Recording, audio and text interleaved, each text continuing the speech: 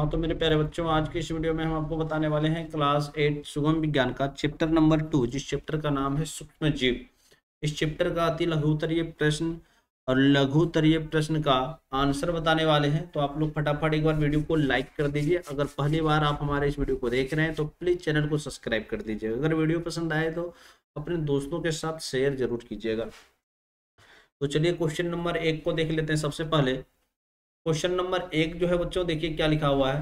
कहता है किन्हीं 3 सूक्ष्म जीवों के नाम लिखें। तो किन्हीं 3 सूक्ष्म जीवों का नाम देखिए, जैसे शैवाल हुआ, कवक हुआ, वायरस हुआ, या फिर आप बैक्टीरिया भी लिख सकते हैं। चलिए ये हुआ आपका 3 सूक्ष्म जीव का नाम।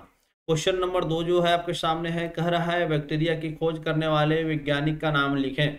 बैक्टीरिया की खोज करने वाले वैज्ञानिक का नाम जो है बच्चों लीवेनहोइक है ना, लीवेनहोइक। चलिए अगला जो क्वेश्चन आता है, क्वेश्चन नंबर 3 जो है आपके सामने। क्वेश्चन नंबर 3 में कह रहा है विज्ञान के जिस शाखा के अंतर्गत सूक्ष्म जीवों का अध्ययन किया जाता है ना।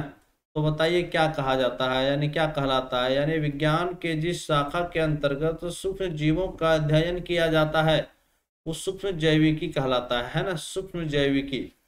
चलिए क्वेश्चन नंबर 4 जो है बच्चों आपके सामने आ रहा है। क्वेश्चन नंबर 4 में कह रहा है किन्हीं 4 विभिन्न आकारों वाले बैक्टीरिया के नाम लिखें। तो किन्हीं 4 विभिन्न आकारों वाले बैक्टीरिया के नाम इस प्रकार से है, वैसेलाई, कोकाई, अस्पायरिला, एविब्रियो, है ना। ये हुआ आपका 4 जो है विभिन्न आकार के बैक्टीरिया के नाम। अगला जो है बच्चों क्वेश्चन नंबर 5 आपके सामने आ चुका है। क्वेश्चन नंबर 5 में है अभिक्रिया में, है ना, और लैंगिक प्रजनन की किन्हीं 2 विधियां कौन कौन सी है। तो देखिए यहाँ विक्रिया हो गया है, ये बैक्टीरिया होना चाहिए, है ना। बैक्टीरिया में और लैंगिक प्रजनन की किन्हीं 2 विधियां कौन कौन सी है। तो बाबू एक होता है मुकुलन, दूसरा हो जाता है आपका द्विविभाजन, है ना। एक मुकुलन और एक आपका हो गया द्विविभाजन। चलिए सभी लोग फटाफट एक बार वीडियो को लाइक करके सभी लोग एक बार शेयर कर दीजिएगा। आप लोग जितने भी लोग देख रहे हैं सभी लोग एक बार वीडियो को लाइक करके वीडियो को एक बार शेयर कर दीजिएगा बाबू। चलिए अगला जो है क्वेश्चन नंबर 6 में देखिए क्या कर रहा है। क्वेश्चन नंबर 6 में जो है बच्चों कह रहा है इष्ट से, है ना, इष्ट से बनाए जाने वाले किन्हीं 2 भोज्य पदार्थ के नाम लिखें। यानी इष्ट से बनाए जाने वाले किन्हीं 2 भोज्य पदार्थ के नाम लिखें। तो ये आपका हो जाएगा एक चीज, यानी केक भी बोल सकते हैं, पाव रोटी। ये हो गया आपका इष्ट से बनाए जाने वाले 2 भोज्य पदार्थ के नाम। अगला जो क्वेश्चन आता है आपके सामने क्वेश्चन नंबर 7। क्वेश्चन नंबर 7 में कह रहा है मनुष्य में बैक्टीरिया के कारण होने वाले किन्हीं 4 रोगों के नाम लिखें। तो मनुष्य में बैक्टीरिया के कारण होने वाले किन्हीं 4 रोगों के नाम लिखें। तो बाबू एक हो जाएगा आपका टीबी, टिटेनस, निमोनिया, प्लेग। ये हो जाता है आपका बैक्टीरिया के कारण होने वाले किन्हीं 4 रोग। और बहुत से रोग हैं बच्चों, चलिए सिर्फ 4 का बात किया था। आगे जो है आपके सामने आ गया है क्वेश्चन नंबर 8। क्वेश्चन नंबर 8 में कह रहा है एक कोशिकीय और बहुकोशिकीय एक एक एल्गी के नाम लिखें। तो एक कोशिकीय और एक बहुकोशिकीय एल्गी का नाम लिखना है। तो देखिए एक हो गया आपका क्लेमाइडोमोनास और दूसरा हो गया आपका आस्पायरोगायरा, है ना। क्लेमाइडोमोनास, दूसरा हो गया आपका आस्पायरोगायरा। अगला जो क्वेश्चन है बच्चों क्वेश्चन नंबर 9, एल्गी के 4 विभिन्न वर्गों के नाम लिखें। एल्गी के 4 विभिन्न वर्गों के नाम लिखें। तो एल्गी के 4 विभिन्न वर्ग जो है बच्चों टीबी, टिटेनस, निमोनिया, प्लेग। अगला जो क्वेश्चन आता है क्वेश्चन नंबर 10। क्वेश्चन नंबर 10 में कह रहा है एक ऐसे शैवाल का नाम लिखें जिनमें प्रोटीन तथा विटामिन ए एवं डी बहुतायत में होते हैं, है ना। तो इस क्वेश्चन का आंसर होगा बच्चों क्लोरेला, क्लोरेला। अगला जो प्रश्न है आपके सामने क्वेश्चन नंबर 11, कवकों में किस प्रकार का पोषण पाया जाता है। तो कवकों में बाबू मृतजीवी पोषण पाया जाता है ना, मृतजीवी। अगला जो क्वेश्चन आता है बच्चों क्वेश्चन नंबर 12। क्वेश्चन नंबर 12 में कह रहा है एक ऐसे कवक का नाम लिखें, एक ऐसे कवक का नाम लिखें जिससे एंटीबायोटिक तैयार की जाती है। एक ऐसे कवक का नाम लिखे जिससे एंटीबायोटिक तैयार की जाती है। तो बाबू इस क्वेश्चन का आंसर है पेनिसिलियम, है ना, पेनिसिलियम। अगला जो क्वेश्चन आता है बच्चों क्वेश्चन नंबर 13। क्वेश्चन नंबर 13 में कह रहा है वैसा वायरस जो बैक्टीरिया में प्रवेश कर अपनी संख्या में वृद्धि करता है, क्या कहलाता है? तो बैक्टीरियोफेज कहलाता है ना, बैक्टीरियोफेज। अगला जो प्रश्न आता है क्वेश्चन नंबर 14। क्वेश्चन नंबर 14 में कह रहा है बच्चों, मनुष्य में वायरस के कारण होने वाले किन्हीं 2 रोगों के नाम लिखें। तो मनुष्य में वायरस के कारण होने वाले किन्हीं 2 रोगों के नाम लिखें। तो एक हो जाएगा आपका पोलियो, दूसरा होगा आपका चेचक, तीसरा होगा गलफोली, है ना। यानी सिर्फ 2 रोग ही बोला था। चलिए कोई बात नहीं, 2 में से आप कुछ भी लिख सकते हैं। आगे जो है बच्चों क्वेश्चन नंबर 15। क्वेश्चन नंबर 15 में कह रहा है किन्हीं 2 प्राणी संभोजी प्रोटोजोआ के नाम लिखें। किन्हीं 2 प्राणी संभोजी प्रोटोजोआ के नाम लिखें। तो किन्हीं 2 प्राणी संभोजी प्रोटोजोआ जो है बच्चों, एक आपका यहाँ आ गया है अमीबा तथा दूसरा है आपका पैरामीशियम, है ना, अमीबा तथा पैरामीशियम। आगे जो है बच्चों क्वेश्चन नंबर 16। क्वेश्चन नंबर 16 में कह रहा है अमीबा तथा पैरामीशियम के प्रचलन अंगों के नाम लिखें। अमीबा तथा पैरामीशियम के प्रचलन अंगों के नाम लिखें। तो बाबू अमीबा का प्रचलन अंग आपका कूटपाद हो गया और पैरामीशियम के प्रचलन अंग आपका सीलिया हो गया, है ना। चलिए अगला जो प्रश्न आता है बच्चों क्वेश्चन नंबर 17। क्वेश्चन नंबर 17 में जो कह रहा है बाबू, कह रहा है मनुष्यों में प्रोटोजोआ के कारण होने वाले किन्हीं 4 रोगों के नाम लिखें। तो मनुष्यों में प्रोटोजोआ के कारण होने वाले किन्हीं 4 रोगों का नाम लिखें। तो हो गया मलेरिया, नींद्रा रोग, अमीबा पेचिस, है ना, तथा कालाजार। ये आपका 4 रोग हो गया है जो कि मनुष्य में प्रोटोजोआ के कारण होता है। अगला जो क्वेश्चन आता है बच्चों क्वेश्चन नंबर 18 कहता है माइकोप्लाज्मा के कारण होने वाले किन्हीं 2 रोगों के नाम लिखें।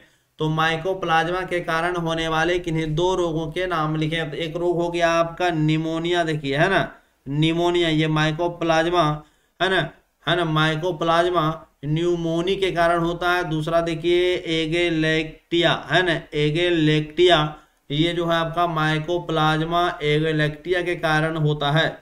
ये आपका हो गया 2 रोग। अगला जो प्रश्न आता है बच्चों क्वेश्चन नंबर 19, ये अति लघु उत्तरीय प्रश्न का अंतिम क्वेश्चन है। क्वेश्चन नंबर 19 कह रहा है सूक्ष्म जीवों के किन्हीं 4 वास स्थानों के नाम लिखें। तो सूक्ष्म जीवों के किन्हीं 4 वास स्थान, तो देखिए यहाँ लिखा हुआ नदियों, तालाबों, है ना, मिट्टी, पेड़ पौधे तथा मनुष्य के शरीर में, ये सभी जगह जो है बाबू सूक्ष्म जीवों का वास स्थान होता है ना। चलिए इस प्रकार से हम लोग इस चैप्टर का अति लघु उत्तरीय प्रश्न को समाप्त किए हैं। अब इसी चैप्टर का हम आपको लघु उत्तरीय प्रश्न बताने वाले हैं, जैसा कि आप देख रहे हैं। चलिए ये लघु उत्तरीय प्रश्न में आपको दिखाई दे रहा होगा।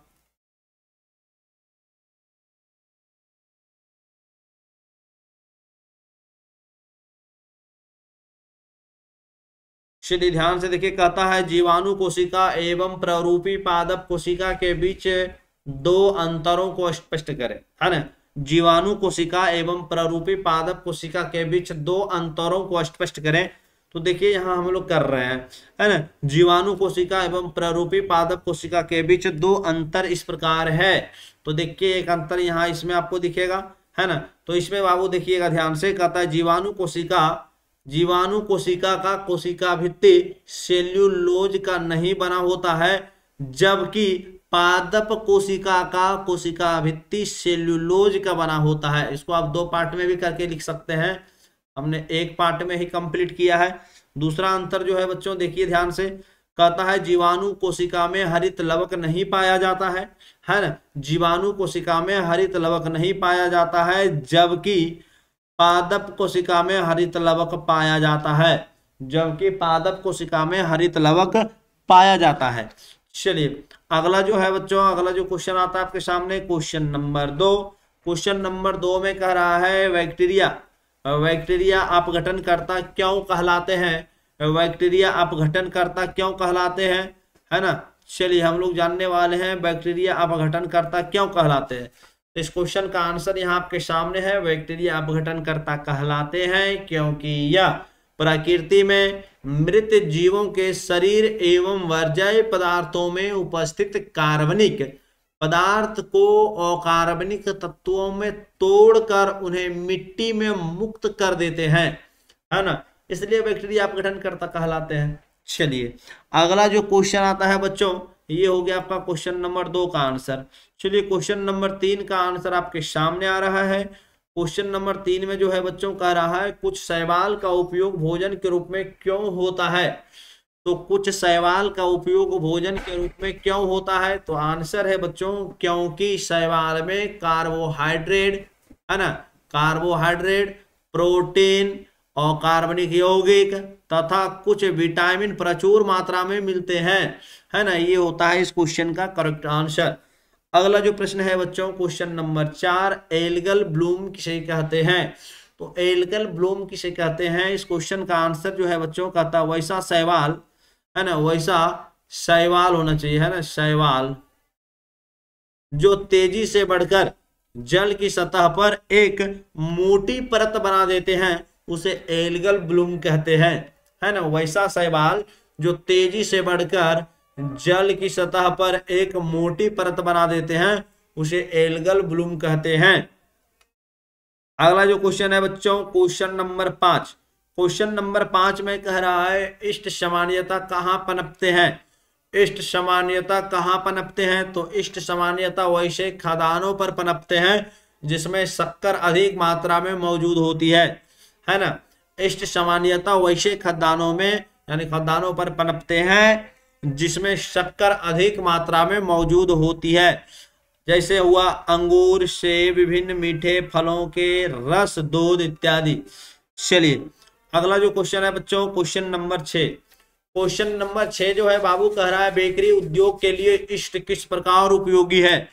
तो बेकरी उद्योग के लिए इष्ट किस प्रकार उपयोगी है, तो इस क्वेश्चन का आंसर देखिए ध्यान से, कह रहा है इष्ट से किण्वन क्रिया के द्वारा, है ना, इष्ट से किण्वन क्रिया के द्वारा कार्बन डाइऑक्साइड निकलता है जिसके कारण पावरोटी, केक आदि फूलकर हल्के हो जाते हैं।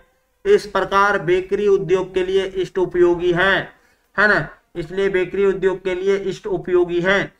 चलिए अगला जो प्रश्न है बच्चों क्वेश्चन नंबर 7, क्वेश्चन नंबर 7 जो है बाबू कह रहा है कवकों के कारण पादपों और जंतुओं में होने वाले कुछ रोगों के नाम लिखें। तो कवकों के कारण पादपों और जंतुओं में होने वाले कुछ रोगों के नाम लिखें।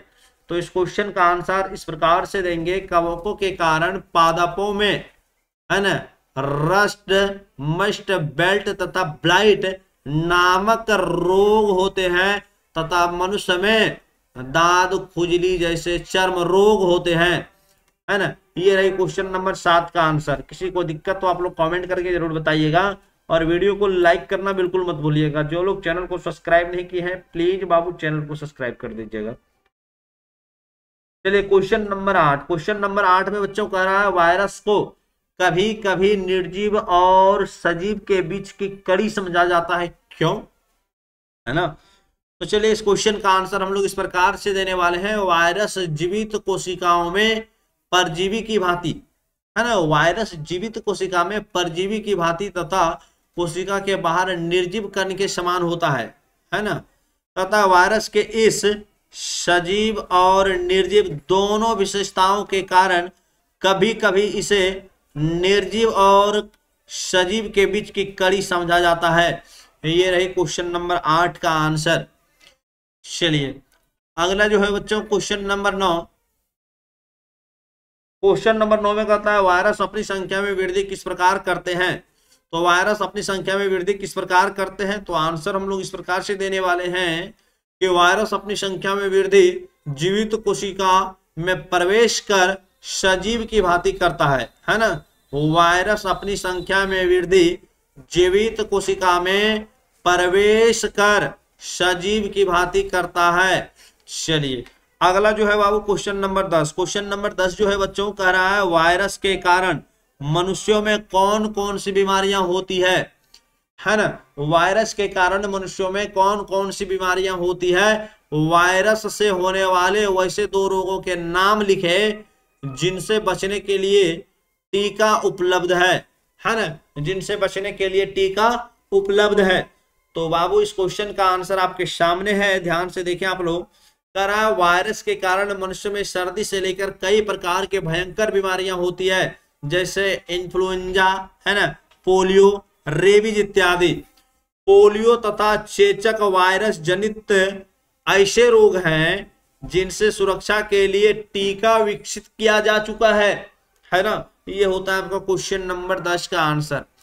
चलिए बच्चों क्वेश्चन नंबर 11 को हम लोग देखने वाले हैं। क्वेश्चन नंबर 11 जो है बाबू कहता है युगलिना, युगलिना पौधे और जंतुओं के बीच की योजक कड़ी क्यों कहलाता है? तो इस क्वेश्चन का आंसर होगा बच्चों, युगलिना में हरे पौधे की तरह क्लोरोफिल पाए जाते हैं ना, क्लोरोफिल पाए जाते हैं, जिसके कारण यह प्रकाश संश्लेषण के द्वारा अपना भोजन स्वयं बनाते हैं। इसी गुण के कारण इसे पौधे और जंतुओं के बीच की योजक कड़ी माना जाता है। क्वेश्चन नंबर 11 का यह आंसर हो गया आपका। चलिए क्वेश्चन नंबर 12 को देखते हैं बच्चों। क्वेश्चन नंबर 12 में लिखा हुआ है अमीबा का आकार और निश्चित क्यों होता है?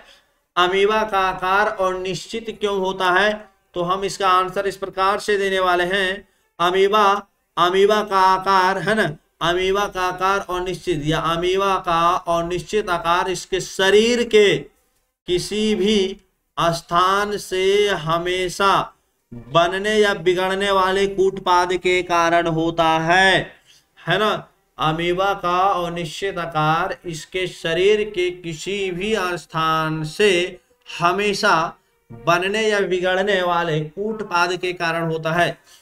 चलिए ये रही आपका क्वेश्चन नंबर 12। क्वेश्चन नंबर 13 का देखते हैं बच्चों। क्वेश्चन नंबर 13 में कह रहा है प्रोटोजोआ किस प्रकार लाभदायक है?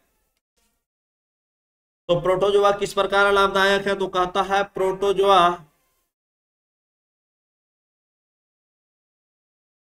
परोक्ष रूप से अपघटक का कार्य करते हैं तथा समुद्र में पाए जाने वाले प्रोटोजोआ कई छोटे समुद्री जीवों और यानी समुद्री जंतुओं के भोजन, यहाँ भोजन हो जाना चाहिए, भोजन है। इस प्रकार प्रोटोजोआ लाभदायक है। फिर से प्रोटोजोआ परोक्ष रूप से अपघटक का कार्य करते हैं तथा समुद्र में पाए जाने वाले प्रोटोजोआ कई छोटे समुद्री जंतुओं के भोजन है। इस प्रकार प्रोटोजोआ लाभदायक है। चलिए क्वेश्चन नंबर 14। क्वेश्चन नंबर 14 जो है बच्चों कहता है सूक्ष्म जीवों के अध्ययन से संबंधित किन्हीं 2 महत्वपूर्ण खोजों का उल्लेख करें।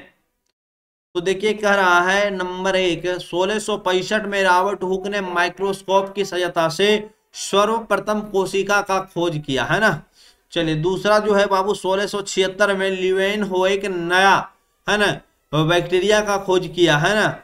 चलिए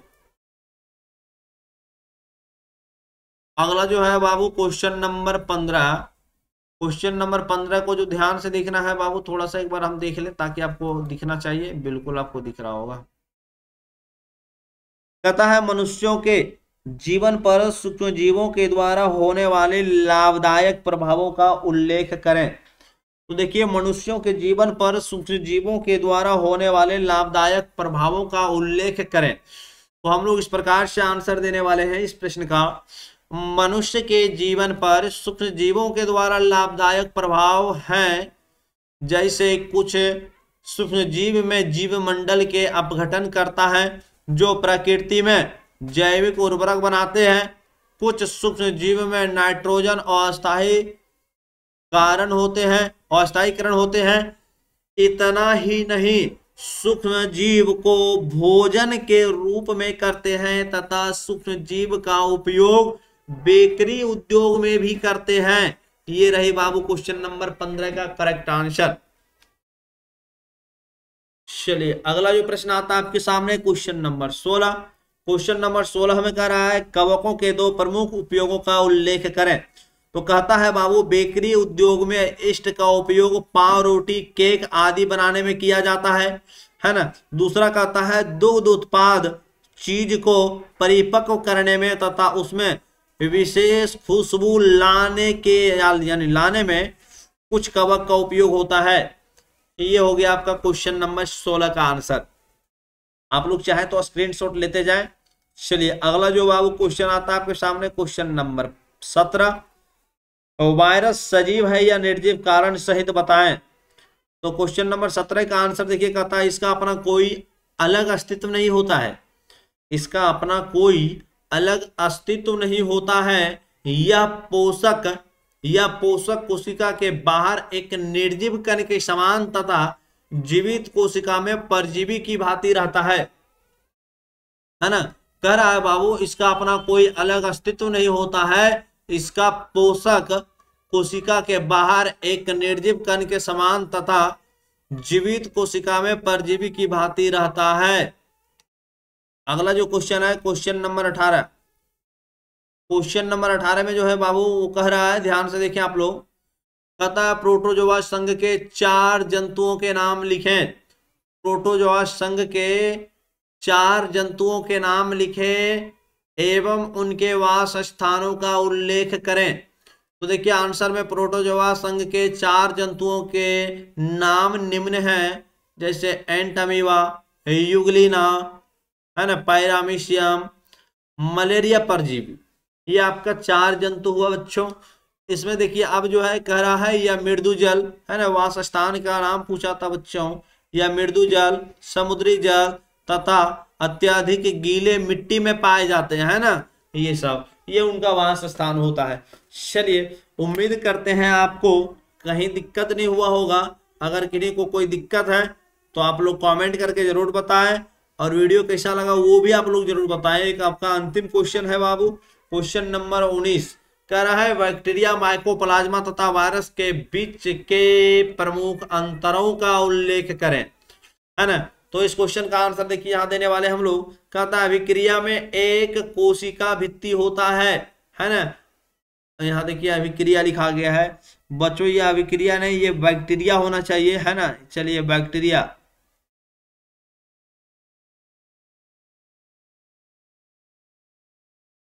बैक्टीरिया में एक कोशिका भित्ति होता है जिसके कारण इसका आकार निश्चित होता है। दूसरा देखिए आ गया है माइकोप्लाज्मा, कहता है माइकोप्लाज्मा में कोशिका भित्ति नहीं पाई जाती है जिसके कारण इसका आकार निश्चित नहीं होता है। तीसरा जो आ गया है बाबू वायरस, कहता है वायरस अकोशिकीय जीव हैं जो न्यूक्लियो प्रोटीन के कण के समान होता है ना, एकदम। चलिए उम्मीद करते हैं आप लोगों को वीडियो पसंद आया होगा। अगर वीडियो पसंद आया हो तो प्लीज वीडियो को लाइक कर दीजिएगा और चैनल को सब्सक्राइब करना बिल्कुल ना भूलें। अपने सभी दोस्तों के साथ वीडियो को शेयर कीजिएगा। चलिए फिर मिलते हैं आपसे एक नेक्स्ट वीडियो में। पुनः इस चैप्टर में जो है, इसी चैप्टर का हम ऑब्जेक्टिव लाने वाले हैं आपको, और इससे पिछले वीडियो में हम आपको चैप्टर नंबर 1 कंप्लीट करा दिए हैं। अगर उस वीडियो को अगर आप नहीं देखे हैं तो जरूर जाकर के देख लें। हम आपको सारा वीडियो प्ले लिस्ट में कर देते हैं, आप जाकर के देखते रहें। चलिए फिर मिलते हैं आपसे एक नेक्स्ट वीडियो में। जय हिंद।